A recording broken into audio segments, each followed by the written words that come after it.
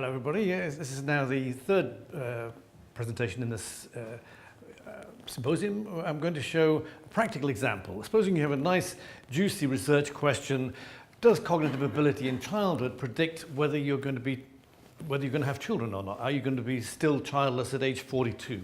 And it's both an example of the use of these auxiliary variables in order to impute data for the missing cases, and it's also looking at a sort of sensitivity analysis to see to what extent we really are maximizing the missing at random assumption. So the missing at random assumption, as we've heard in the first two talks, it underlines most methods for dealing with missing data. But can we really rule out a possibility that the patterns of missingness within NCDS are maybe missing not at random? There could be a major cause of missingness that's not included in our models. You know, maybe there's some genetic factors which aren't mediated through any of the other health variables we've got in there that cause missingness. We don't know. But we're using here an example to test how multiple implementation performs when the model's intentionally misspecified. So once we've produced the imputed results, we then test what happens when we misspecify it on purpose to see what happens when you lose some of the best predictors. So, does cognitive function age 11 predict childlessness at age 42? At age 11, we've got 14,000 cohort members, so we're now talking about how we unfortunately lose cases along the way, because there's only 11,419 members left at age 42, and not all of those actually did the age 11 tests.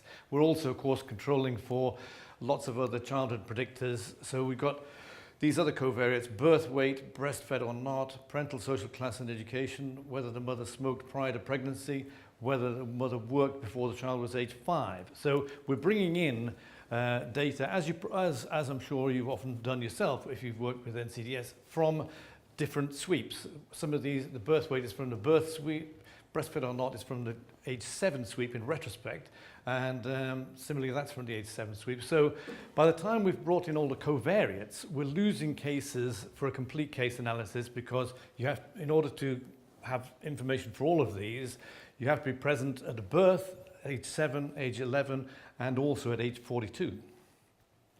So a complete case analysis ends up with an N of 6,947. So about 7,000 have got data for all these covariates, for the predictors and the outcome.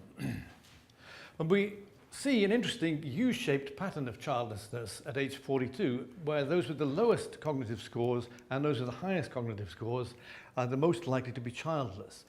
And it's quite an interesting result. It's not been published yet, because if you look at it, the same analysis with a different cohort, BCS 70, born 12 years later, we don't see that U-shaped pattern.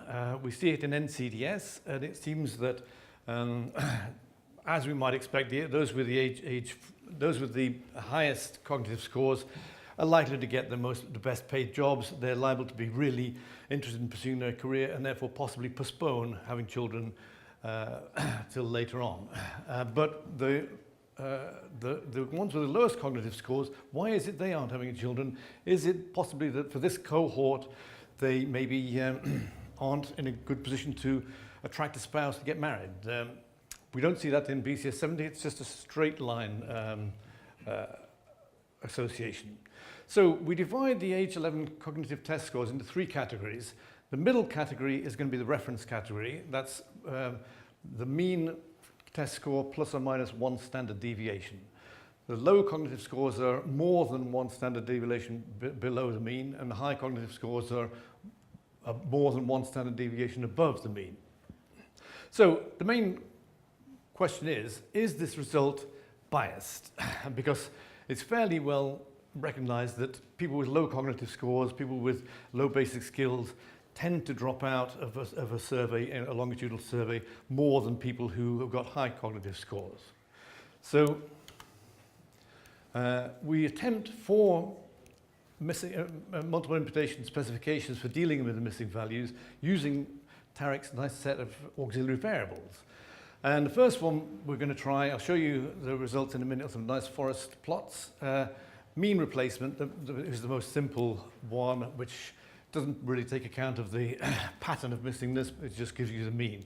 And then we try multiple imputation with outcome not imputed, because a lot of people feel that you shouldn't impute the outcome. But that restricts us to n of 10,280, because you've got to be present at age 42 to have an outcome that's not imputed. Then we try missing multiple imputation with outcome imputed, which gives us more n, 15,800. So that's liable to give us the best statistical power. But then we also try missing a multiple imputation with outcome imputed with predictive variables of missingness only up to age 16. And that's because that embodies less assumptions, and it's within the 10% rule that George was talking about early on, where we haven't lost quite as many cases within the predictive variables at that point. And also up to age 16, there's not so much non-monotone missingness. So there's two objectives in what I'm going to show you. The first objective is just simply to show you how the predictors of wave-specific non-response should be used to boost your statistical power. And objective two is a sensitivity analysis, really, where we intentionally misspecify those same approaches.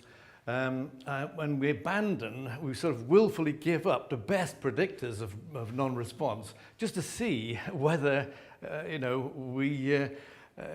is now that it's missing not at random, are the results much different?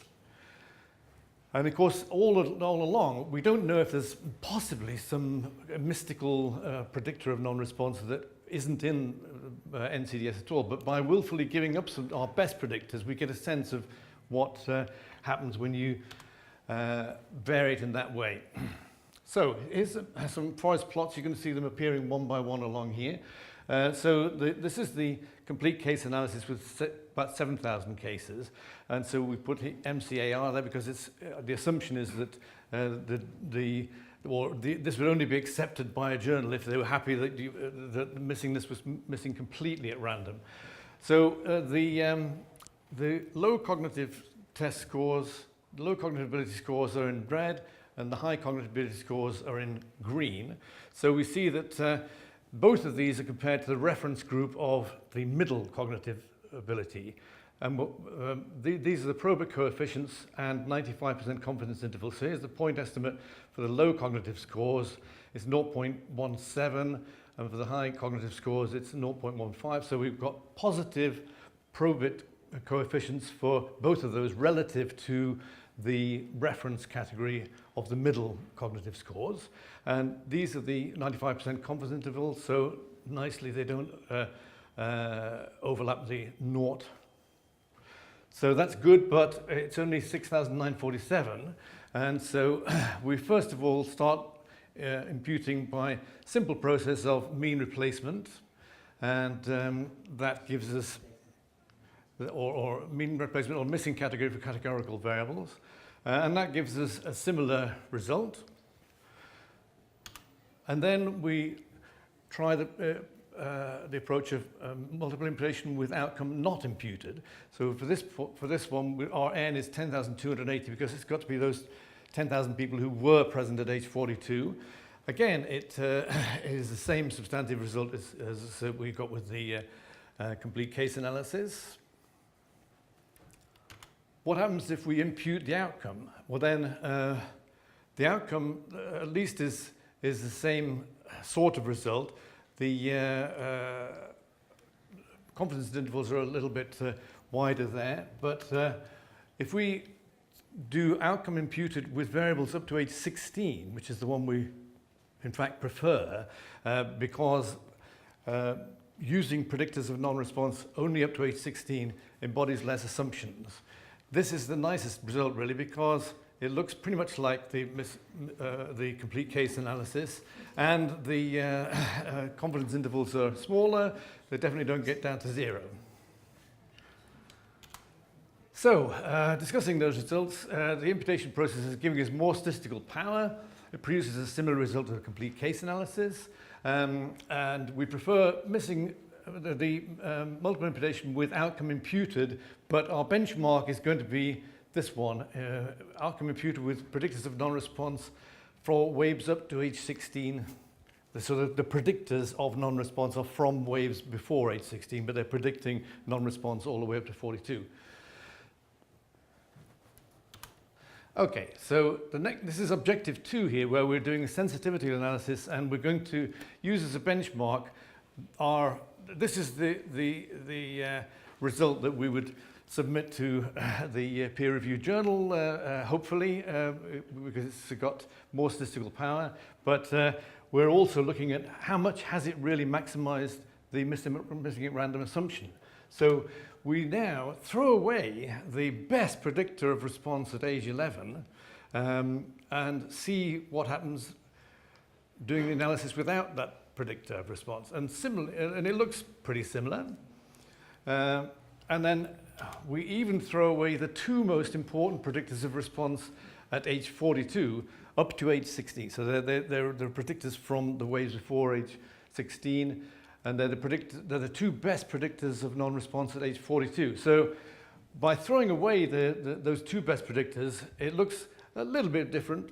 Now the low cognitive score is below, the probability coefficient for the low cognitive score is below the high cognitive score, but we have thrown away the 2 best predictors. And the substantive result is still the same. It's still both positive point estimates. And then finally, we looked at Heckman-Probit, which is a selection model embodying a missing not at random assumption. And that looks quite a bit different. And we now see that low cognitive ability isn't really significant because the confidence interval goes below 0 for the low cognitive ability people. So the conclusion is that in all the scenarios, the nonlinear trend that we saw in the complete case analysis is confirmed. So we're happy about that, and we won't get criticized by reviewers that maybe there's attrition bias. And the misspecified multiple imputation models return results of similar substantive interpretation. The Heckman selection returns somewhat different results, but we're being a bit ambitious with that. The Heckman is sensitive even to subtle departures from assumptions. If Heckman is correct, some form of selection is not captured by multiple imputation, but most scenarios, even missing not at random, don't conform with Heckman results. That's all I was going to say.